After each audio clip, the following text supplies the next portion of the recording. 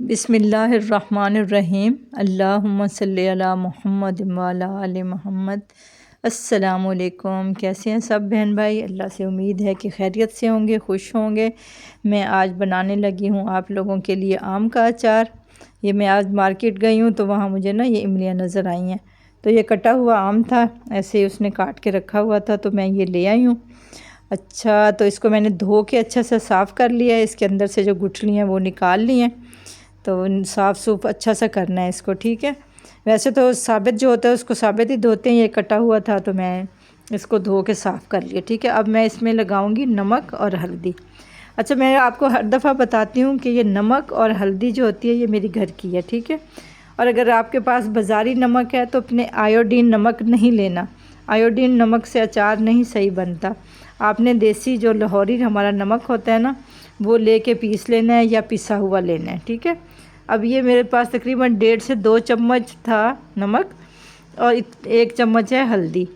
तो और ये 2 किलो आम है मेरे पास, ठीक है। ये मैं इसको हल्दी और नमक लगा के ना अच्छा सा रख दूँगी, क्योंकि जब ये नमक लगाते हैं ना किसी चीज़ को तो वो पानी निकलता है उसका। अब ये नमक लगा के हम रात को छोड़ देंगे, पूरी रात, ठीक है। तो अगले दिन ये देखें, अगले दिन मैंने वो नमक लगा के जो रखा था ना, इसमें से काफ़ी पानी निकला था, वो मैंने गिरा दिया और इमलियों को मैंने धूप में रख दिया था, ठीक है। आपने किसी कपड़े में डाल के इनको धूप में रख के ऊपर मलमल का कपड़ा दे के सुखा लेना है।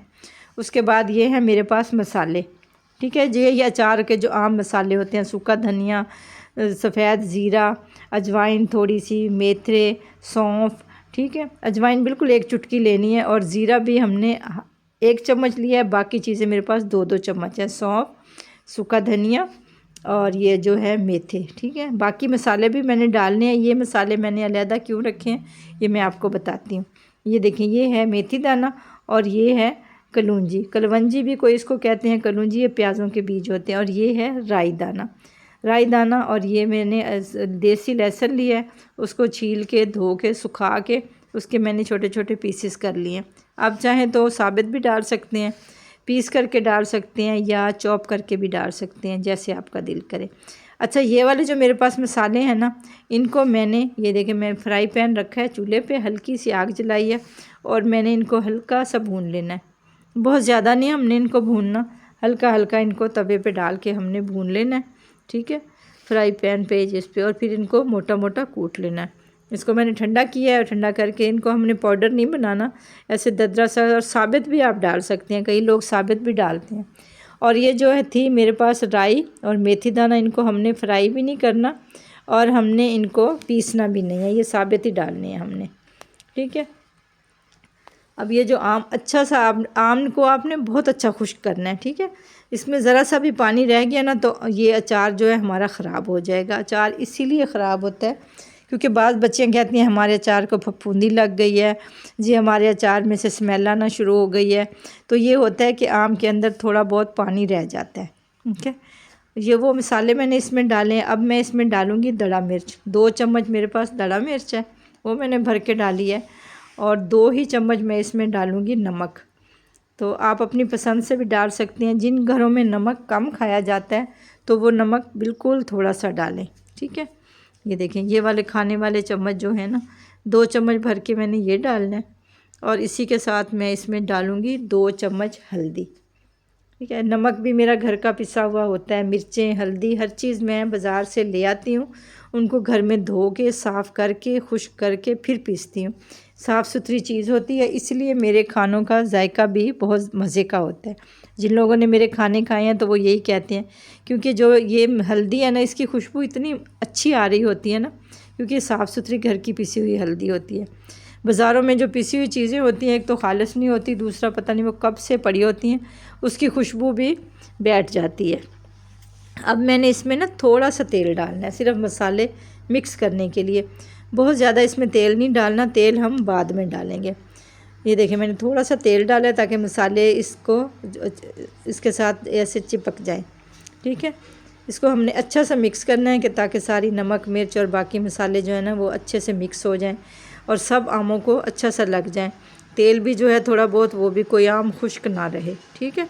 इसको हम अच्छा सा मिक्स करेंगे। मिक्स करने के बाद हम इसको ना किसी बर्तन में डाल के, जिस बर्तन में भी आपने डालना हो, बर्तन खुश्क हो आपका, ठीक है। और अचार डालने से पहले आपने हाथों को धो के अच्छा सा खुश्क कर लेना है, गीले हाथ बिल्कुल ना हो, कोई बर्तन गीला यूज़ नहीं करना। अच्छी तरह हर चीज़ खुश्क करनी है, क्योंकि थोड़ा सा भी कहीं से कोई गीला रह गया, हाथ गीला लग गया या कोई बर्तन गीला हुआ तो अचार आपका ख़राब हो जाएगा, अचार को फफूंदी लग जाएगी और इसका टेस्ट भी वो वाला मज़े का नहीं रहेगा जो होना चाहिए एक अचार का। छोटी छोटी टिप्स होती हैं जो हर बच्ची को नहीं पता होता, तो वो फिर मसले मसाइल हो जाते हैं, ठीक है। पहले हम भी नहीं अचार बनाते थे, हमारी अम्मी, सास, नानियाँ, दादियाँ ही बनाती थी, लेकिन अल्हम्दुलिल्लाह हमें भी शौक़ था, हमने भी सीख लिया है। तो आजकल के बच्चे बाज़ार से ले आते हैं, ठीक है, बाज़ार से भी लें, लेकिन जो घर वाली बात है ना वो बाज़ार वाली चीज़ों में नहीं है, क्योंकि एक तो वो सिरका यूज़ करते हैं और केमिकल भी यूज़ करते हैं, ठीक है। मैंने 3-4 दिन अचार को वैसे ही रखा था, उसमें एक्स्ट्रा तेल नहीं डाला था। उसके बाद मैंने ये देखें तेल डाल दिया ज़्यादा, और ये यानी कि आम इसमें पूरी तरह डिप कर दिए हैं तेल में। अगर आम थोड़ा सा भी वो होएगा ना तो हफ़्ता 10 दिन या तो आपको इसको धूप में रख लें, या धूप में नहीं रखा तो आप जहाँ रखें खुली जगह पे इसका ढक्कन टाइट करके और रखें। ये देखें 15 दिन के बाद मेरे अचार की शक्ल देखें, ये खाने वाला हो गया है। तेल मैंने इसमें इतना सारा, 3 दिन मैंने वैसे रखा था जैसे पहले आपको दिखाया मसाला लगा के, उसके बाद फिर मैंने डब्बे में इतना तेल डाला कि आम सारे उसमें अच्छी तरह से छुप गए थे, ठीक है, और मसाले जो हैं वो नीचे बैठ गए थे। इसमें आप चने भी डाल सकते हैं, मैंने वैसे चने इसमें डालने हैं, डालूँगी बॉयल करके चने, वो भी आपने बॉयल करने हैं और खुश्क करने हैं अच्छे से, और फिर इसमें डालने हैं, मर्ज़ी इसमें कुछ भी डालें। ये देखो इसकी इतनी ज़बरदस्त खुशबू आ रही है ना, वाह बेवा, दिल करता है पूरा डब्बा ही खा लें। अब मैं आपको दिखाती हूँ कि इसके नीचे जो मसाला भी है ना, मसाला जब भी आप अचार निकालें ना तो मसाला ज़रूर निकाला करें, मसाला ज़रूर खाया करें, क्योंकि ये सेहत के लिए बहुत अच्छा होता है। आजकल हमने ये चीज़ें खानी छोड़ दी हैं, तो इसलिए किसी के पेट में गैस है, तो किसी को कब्ज़ का मसला है, तो किसी को कुछ है। ये जो अचार और अचार का जो मसाला होता है ना, ये इन सब बीमारियों के लिए बहुत बड़ी दवाई है। कोशिश किया करें कि हर खाने के साथ थोड़ा बहुत अचार ज़रूर खाया करें, घर का बना हुआ। ये कोई तकलीफ़ नहीं देगा आपको, कोई आपको बीमारी नहीं होगी इससे, बल्कि ये सारे मसले मसाइल आपके जो पेट के हैं ना सारे इससे हल होंगे, ठीक है। और जो इसमें हमने ये सौंफ, मेथी दाना, कलौंजी और ये चीज़ें डाली हैं ना, ये आपको पता है कि सेहत के लिए कितनी अच्छी हैं। और इसमें वो भी है ना, देसी लहसुन भी डाला है, सरसों का तेल तो वैसे ही सेहत के लिए बहुत अच्छा है। तो ये सारी चीज़ें जो है घर में बनाएं, ख़ुद भी खाएं, अपने बाकी दोस्तों को, बच्चों को, किसी को गिफ्ट करें, जो नहीं बना सकते बच्चे उनको दें, दोस्तों के घर भेजें। तो ये बहुत अच्छा एक तोहफ़ा भी है, बहुत अच्छी घर की बनी हुई साफ़ सुथरी चीज़ है। तो आपने इसमें लकड़ी का चम्मच इस्तेमाल करना है, ठीक है। ये मैंने अभी लकड़ी के चम्मच से ही निकाला है, लकड़ी से चम्मच से करेंगे तो ये ज़्यादा अरसा चलेगा। और इसको आपने मिट्टी के बर्तन में डालना है।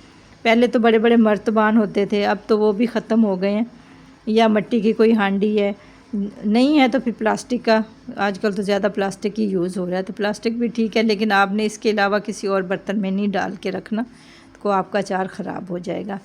ये देखें कितना अच्छा इसका कलर आया है, ये आपका कई साल तक अचार ख़राब नहीं होने वाला, बिल्कुल सादा घर की रेसिपी है ना, इसमें कोई मुश्किल है ना। कई लोग पका के तेल भी डालते हैं, वो भी सही होता है, लेकिन मैंने कोशिश करती हूँ कि कभी मैंने वो तेल नहीं डाला, मैं ऐसे ही तेल डाल देती हूँ।